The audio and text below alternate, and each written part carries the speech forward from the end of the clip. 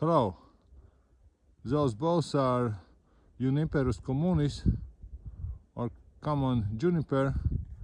They are self-seeded in wild environment, and one of them is a nice tall specimen, could be sold on any gardening shop, and second one is a bit puffy, and both are self-seeded, and it shows how big are diversity in the species.